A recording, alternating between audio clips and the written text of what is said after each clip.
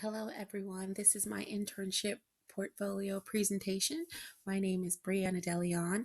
If you would like to see more about my internship portfolio, feel free to visit the website below and you can hear more about how my internship goes into the key concepts and also view my reflections of each of my internship months.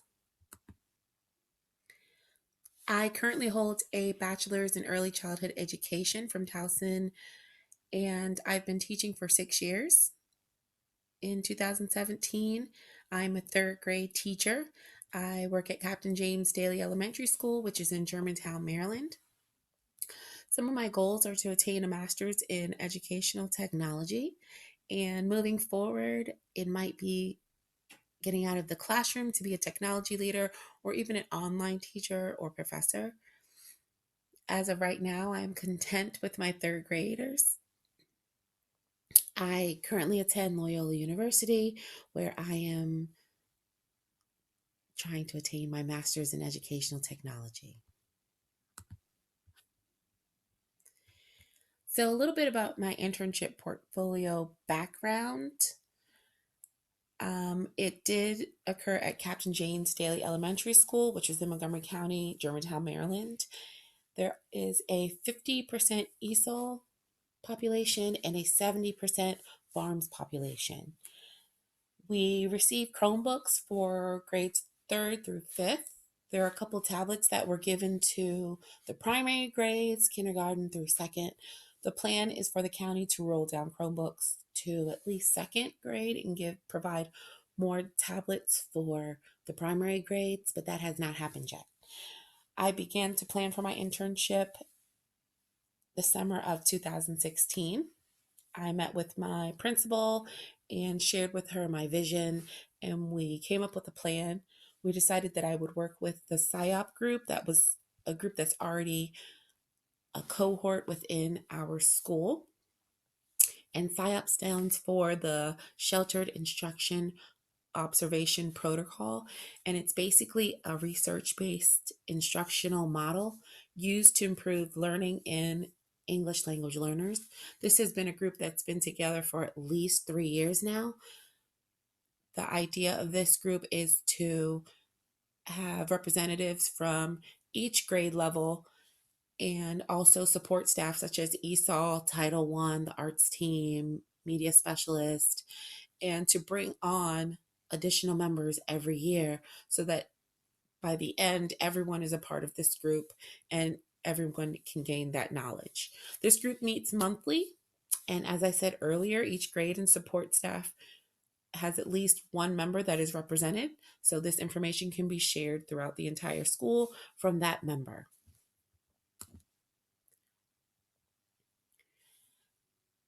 For my internship planning, which I kind of got into earlier, I met with my principal. I shared with her my goal and I met with my staff development teacher as well before I met with my principal to kind of come up with this goal and to go along with our SIP plan. And the goal of my internship was to support teachers at Daly Elementary with effectively using different technologies within their classroom to increase comprehensibility for ELL and farm students. ELL stands for English Language Learners, and farm students are free and reduced meals students. Moving along now into my internship timeline, it's going to tell you about what I did every month and share with you all of the things that I compiled and the PDs that I shared with my team. So we started off in September. For this meeting, I was a bit hesitant to get up and start that professional development and take on that leadership role. I began with introductions for those people that did not know me. And I also shared the SAMR model with them to give them a visual of where we are now and where I would like them to be or where we should be. And I shared the goal and the overview and then also provided an evaluation to get some insight on what they wanted to learn and their personal technology goals. so I can use that to provide a schedule of what we were going to learn throughout the year. Our next meeting was in November. We did not have a meeting in October. The busyness of the first couple weeks of school did not allow this to happen, which taught me that you have to be flexible and really be prepared to change what you're doing when you're providing professional development and putting yourself in that leadership role. For this meeting, we started with an overview of tech tools, which can be found at this link here. I provided them with a presentation. And this basically is about how we're moving from other tools such as PowerPoint and regular Outlook email and moving it over to Google Apps for education. During this meeting, I noticed that they were lacking a little bit of motivation based on the first time we met. Everyone was pretty much quiet, not really adding into the conversation. So I knew I had to do something. I met with my staff development teacher and asked her what usually works for her so that I can build that morale and get them back on board for the next month's meeting. We had a second meeting this month. My principal met with me privately, and she shared with me that performance matters was something that we were going to be starting, which was coming down, an initiative that was coming down from the county. And she wanted me to provide additional professional development. Although there was a half-day training that was provided from MCPS to staff members, this was not enough to successfully allow them to use it. Sorry, let me go back. So I collaborated with my staff development teacher to create a presentation about performance matters and led the PD on using this, how they can use it, how they can look at data, how do they push out tests in reading and math, which is what the Performance Matters platform was going to be used for. In December, I wanted to boost morale from the last meeting, so I decided to come up with a catchy slogan, the GAFE Cafe, which can be found if you press that image. And it was a presentation that began to teach them about the GAFE tools, 3 of them. We discussed Google Docs, Google Draw, and Google Slides.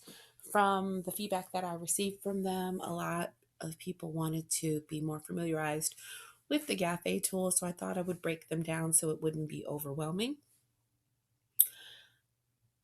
I tried to increase that motivation. I provided them with some cafe food for breakfast during our meeting and a bit of humor with my gimmick cafe to help lighten the mood and get them motivated to learn about these new tools. We had time for exploration after my presentation, and I also provided them with homework to plan with their support staff and to create something that they can implement in their classroom and to come back and share that next month. In January, our meeting was after winter break, and unfortunately, only 3 out of 9 of the grade levels or support staff teams were prepared to share. This was definitely a learning experience because my staff development teacher sent out a reminder about the meeting, but I did not send out a reminder about their homework and being prepared to share.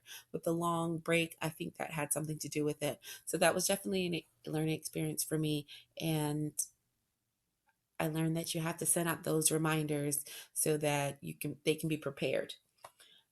We went over more GAFE tools, which were Hangouts, Forms, and Classroom.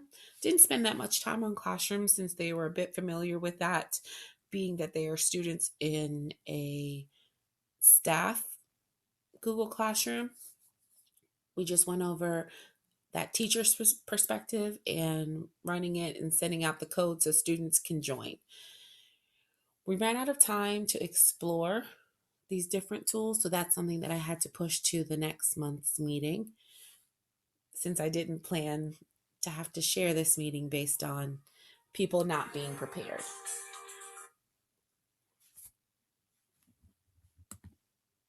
In February, we did continue with that sharing. And for those of the people that were not prepared last month, they were able to share, and there were great ideas that were shared.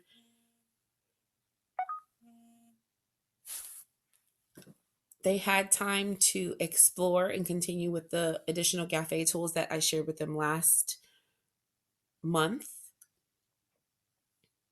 I did not introduce any additional tools this month. I could see that they were a bit overwhelmed with what I was teaching them, and they needed time to actually apply what I taught them and to play around with it, to get familiarized with it. This month, I also began one-on-one sessions, and I created a Google Drive resource which allowed them to sign up to meet with me, which they also emailed anytime they needed to meet with me.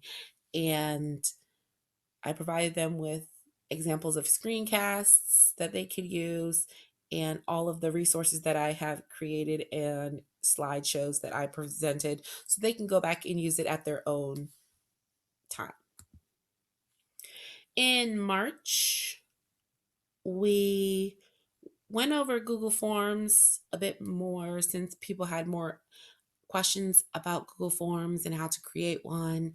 So I allowed them time to work with that. I asked for suggestions on a parent tech night. My principal met with me again privately, and she asked me to create a parent Chrome night to kind of familiarize parents with the Chromebooks and what they can do at home to look at student work and to get them involved. I created a parent night evaluation form, and we had that parent night later on that month. It went off really well. I had people from the PSYOP team that joined me to help present the information, and parents were really receptive to the information. You can find the link to that form here at the evaluation form link.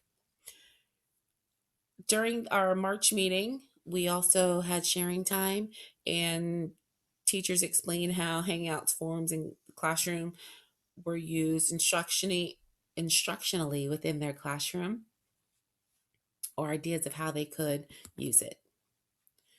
In April, we did not have any professional development this month. We did instructional classroom rounds, which is basically just walkthroughs. The original plan was just to look at the PSYOP strategies that were being used in the classrooms. But since we were doing a lot with technology, my staff development teacher and myself, as well as the principal, decided to add that to what we would look for. So we planned how we could do sort of like a half day walkthrough just to see what we would see within different classrooms. Great things that we saw as we walked through. Technology was being used. There were some inconsistencies amongst the grade levels and within grade level teams. We would go into some classrooms and they were using the technology that were provided. Some classrooms were not. Some classrooms were only using it for math games, whereas other classrooms were, or teachers were using QR codes to teach math. So a lot of inconsistencies and proficiency differences in proficiency levels. So this is something that we had to discuss next meeting, and how we can take the people that are more proficient and use them to help others, because we have a mix on each team. So we can definitely use their strengths to help build others' experiences and knowledge.